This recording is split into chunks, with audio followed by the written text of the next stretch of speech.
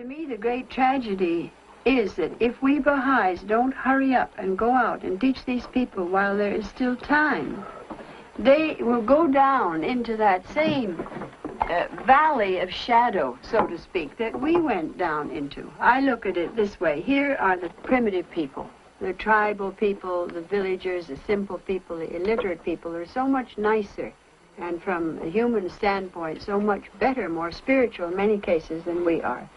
And this is the culture and civilization of Baha'u'llah that will come in with a new world order. It has to develop and it has to come in the future. Now, the youth of today, our youth, are beginning to come out of this valley of materialism and climb up towards this new world order. They're beginning to reject so much of what we have in the world today and its materialism.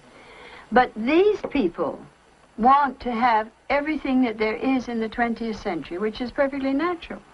So they have to come forward. They have nowhere else to go except forward into the progress of our century and our way of living.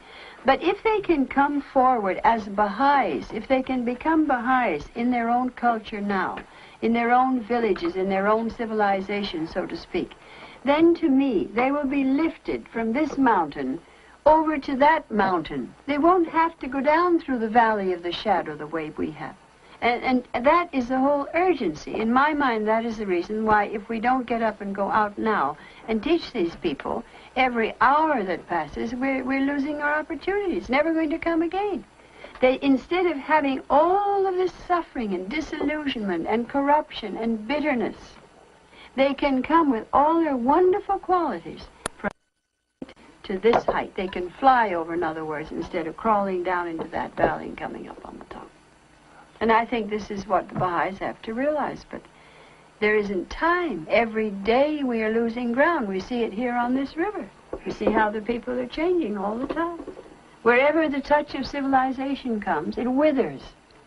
Then they're no longer, they lose their identity and they're no longer interested in spiritual values to the degree that they were before they began to become, so to speak, semi-civilized and go down into the bog of the very civilization that is destroying us and we want to get rid of it.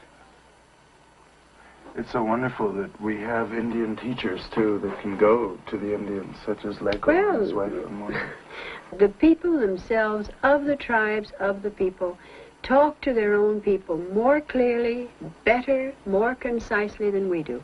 But the pioneers have prestige.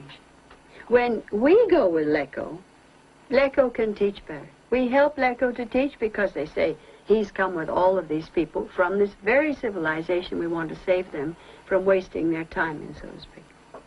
The two together, that's the key to the whole situation.